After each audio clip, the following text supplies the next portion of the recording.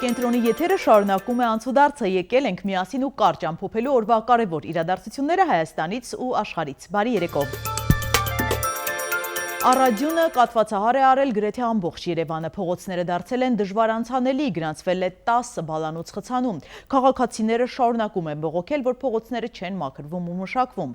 Փոխքաղաքապետ Փամբուխչյանը գրել է, որ ուժեղ եւ շարունակական ձիանտեղումների պատճառով Երևանում իրականացվում են ինտենսիվ ձնամաքրման աշխատանքներ։ Քաղաքապետարանն էլ հայտնել է, որ հանրային տրանսպորտի որոշ երթուղիներում հնարավոր են ուշացումներ։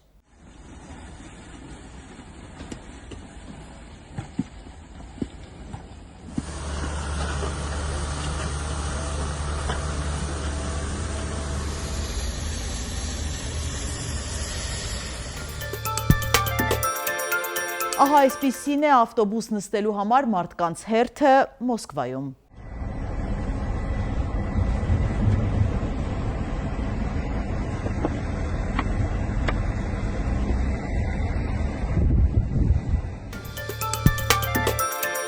Եկեղեցին դատի է տվել Ստեփան Ասատրյանին, պահանջելով վերադարձնել Հովհանավանքի ու Մայր Աթոռի տրամադրած բնակարանի բանալիները։ Նաև պահանջում են Ստեփան Ասատրյանից Հոգուտ Հայաստանյայից առաքելական Սուրբ եկեղեցու բռնագանձել դատական ծախսերը, այդ թվում նախապես վճարված պետական տուրքի գումարը։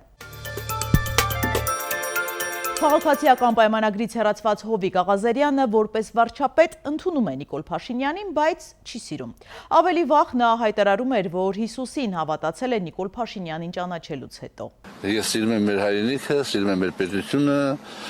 սիրում եմ մեր բոլոր պաշտոնյաներին, սիրել եմ Ռոբերտ Քոչարյանին, որին երբեք չեմ համարել Հայաստանի Հանրապետության նախագահ, սիրել եմ Սերժ Սարգսյանին, ում երբեք չեմ համարել Հայաստանի Հանրապետության նախագահ, եթե այդ հանգամանքների բերումով ես կնստեմ իմ հայրենիքի բանտում, ես դա էլ հաճույք կանեմ։ Նիկոլ Փաշինյանին սիրել եք։ Նիկոլ Փաշինյան։ Հիմա այդքան չէ, ավարշա։ Աջան։ Ընդունում եք Այո, Նիկոլ Փաշինյանին ընդունում եմ որպես Հայաստանի Հանրապետության վարչապետ, բայց չեմ սիրում։ ՀՊԱ-ական պատգամավոր Հռիփ Սիմեհունյանյանի առողջական վիճակը լավ է, բայց խոսելու ցանկություն չունի։ Նախորդին մամուլը գրել էր, որ նա առողջապահության հանձնաժողովի նախագահի պաշտոնը լքելու ու 2026 թվականին ԿՊ-ի ցուցակով ընտրություններին չմասնակցելու մասին հայտարարությունից հետո վատացել է, անգամ ազգային ժողով բժիշկ են կանչել։ Ես մանրամասնորեն գրել եմ իմ Facebook-յան էջում, խնդրում եմ բավարարեք այդ քանով։ Կապված հայտարարություն եք պատճառով, որ հայտարարության համար Անե Սիմոնյանի քաղաքացու վրա թքելու համար չեն հանում, թե փոքր գրիպման համար հանում են, Տիկին Հունանյան, արդարացի որոշում եք։ Որոշումը ինքս եմ կայացրել։ Առողջական վիճակից եք, ինչպես եք տարել այս ամեն ինչը։ Սուտ եմ գրել, ինչպես միշտ, ինչպես շատ բան։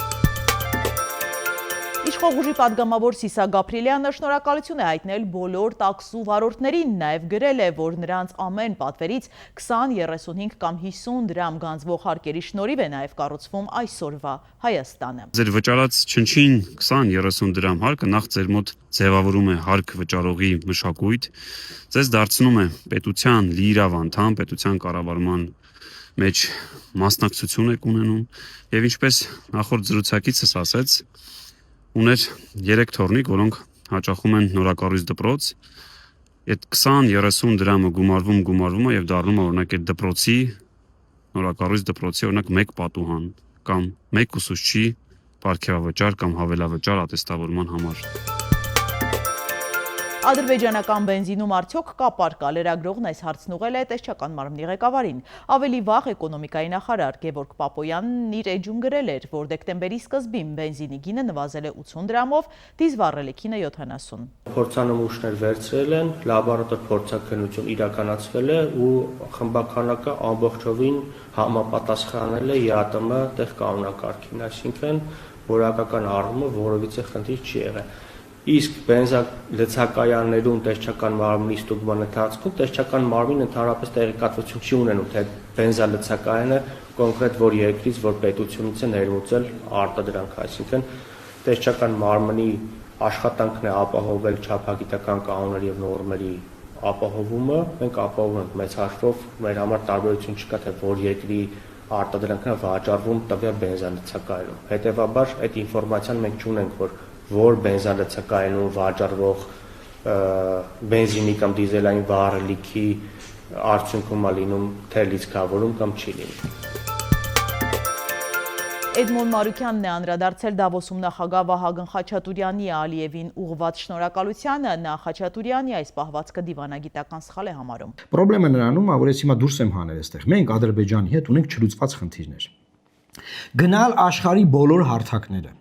ասել, որ մենք շնորհակալ ենք, սաղ լավ է, կներեք Ալիև, շնորհակալ եմ Ալիև, կներեք Ալիև, շնորհակալ եմ, մերսի, շնորհակալ եմ, անդադար այդ շնորհակալությունը ասել, ու ներկայացնել բոլորին, որ ամեն ինչ լավ է, այնտեղ խոսում ասում, արդեն դե բենզին ենք առնում իրանցից, էսա մնացած ճամփեքն է բացվում, սաղ լավ է, բենզին է, բան,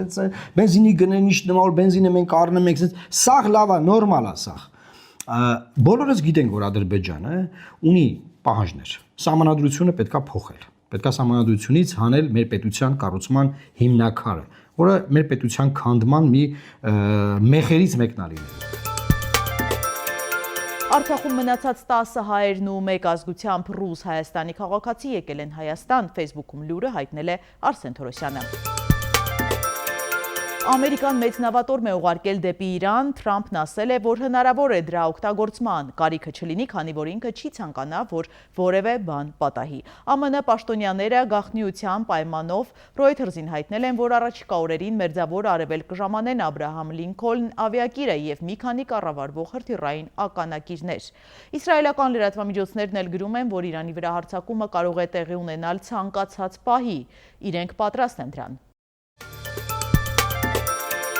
Միջազգային մամուլում կրկին ակտիվացել են ԱՄՆ նախագահի առողջության մասին քննարկումները, Դավոսում ֆոտոխցիկները ֆիքսել են Դոնալդ Թրամփի ձեռքի կապտուկները, Թրամփն արձագանքել է, որ ձեռքը սեղանին է խփել։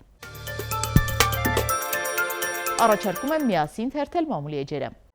Հրապարակը գրում է, գործադիր եւ օրենսդիր մարմիններում բաժանված միլիոնավոր դրամների պարգևավճարների լուրից ցնցված հանրությանը ըստ ամենայնի երկրորդ ցնցումն է սպասվում, բանն այն է, որ կառավարությունում բաժանված մի քանի միլիարդ դրամ կազմող պարգևավճարները միայն 2025 թվականի առաջին կիսամյակի կտրվածքով են տրվել, որն ամրագրված է նաեւ պաշտոնական փաստաթղթերում։ Հետևաբար սպասվում է նաեւ երկրորդ կիսամյակի համար պարգևադրումը։ Չնայած Փաշինյանն ու որոշ նախարարներ ներկայացնում էին, թե մեկ տարվա կտրվածքով են 7-8, իսկ Փաշինյանը 14 միլիոն դրամ պարգևավճար ստացել, սակայն հետո Փաշինյանը հայտարարեց. պետական որոշման շրջանակում ես ամսական, եթե չեմ սխալվում, 1.5 միլիոն դրամի չափով վարձատրության ավելացում եմ ունեցել, ինչը նշանակում է, որ իմ ամսական աշխատավարձն է բարձրացվել։ Իսկ 13 թե 14 միլիոնի միանվագ գումարը վերաբերում է 1 կիսամյակին եւ ամսական կտրվածքով ոչ թե 1.5, այլ 2 միլիոն 300,000 դրամի ավելացում է ունեցել։ Տեղեկություններ կան, որ առաջիկայում բարձրաստիճան պաշտոնյաները երկրորդ կիսամյակի համար էլ կպարգևատրվեն։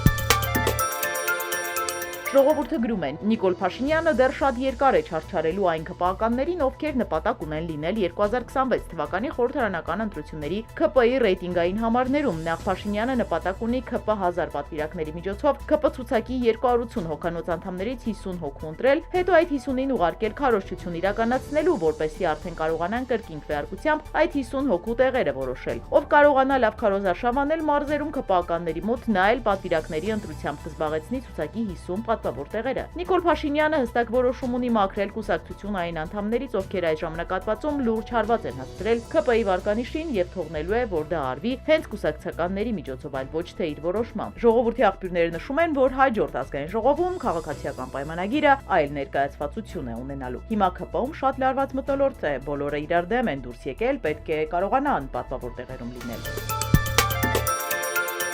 Հրապարակը գրում է, տարածքային կառավարման եւ ենթակառուցվածքների նախարարությունն օրերս շրջանառության մեջ է դրել մի նախագիծ, որով հերթական խոշորացման ծրագիրն է առաջարկում Ստեփանաբան, Եղեգնաձոր եւ Գորիս համայնքների համար։ Նախատեսվում է Գորիսը դարձնել մեգա համայնք, միավորել Տաթև եւ Տեղ համայնքները, վերջիններիս կազմում ընդգրկված 28 բնակավայրով։ Այս որոշումը ցնցումներով է ընդունել Տեղ համայնքի ԿՊԱ-ական ղեկավար հանրահայտ Դավիթ Խուլունցը։ Բանն այն է, որ որոշումն օրենքի տեսք ստանալուց հետո կյանքի կկոչվի եւ աշնանը հերթական թիմ ընտրությունները կանցկացվեն նորից խոշորացված համայնքում։ Բնականաբար, այս պարագայում Ղուլունցի շանսերը գրեթե զրոյական կդառնան նորից համայնքապետ դառնալու, եթե հանկարծ այդ ընտրություններին մասնակցի Գորիսի ներկայիս համայնքապետ Արուշ Արուշանյանը, որն այլևս ԿՊԱ-ական իշխանությունների նախընտրելի համայնքապետն է, եւ Ղուլունցը ըստ էության նրան է զիջելու իր պաշտոնը։ Այստեղ դեր է խաղում ոչ միայն այն, որ Արուշ Արուշանյանն այլևս իշխանությունների սիրելին է, այլ նաեւ այն, որ Գորիսը նշված 3 համայնքներից ամենամեծն է, որտեղ պարզ է, որ համայնքապետ Արուշանյանի նկատմամբ դրական վերաբերմունք կա, ուստի նրա հաղթանակն անխուսափելի են համարում։ Իդեպ հնարավոր է, որ այս նախագիծը հատուկ են հենց հիմա դրել շրջանառության մեջ։ Իշխանությունը համապետական ընտրություններից առաջ փորձում է Արուշանյանին նման գայթակղիչ նախագծով իր կողքին պահել, շահագրգռել, որ նա լավ աշխատի ԿՊ-ի օգտին, ընդդիմությանը չօգնի, որ հետագայում մեգա համայնքապետ դառնա։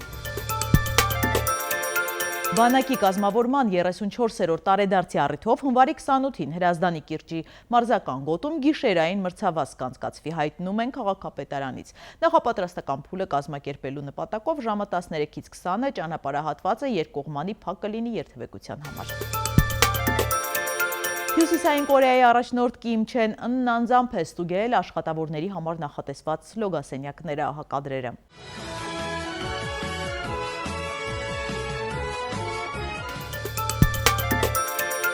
ԱՄՆ-ում եղնիկը մտել է բանկ և ավերածություններ գործել։ Գողությանը հազանգով ժամանած ոստիկանները բռնել են կենդանուն։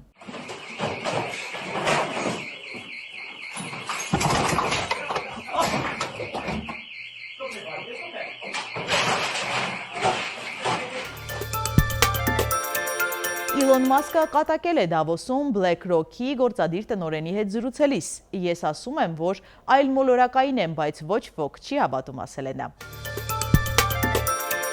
Եղանակ տեղումներ չեն սպասվում, ջերմաստիճանը կբարձրանա 5 դիշ։ Հետևեք անցուդարձին ամեն երեկո, կհանդիպենք երեքշաբթի նույն ժամին։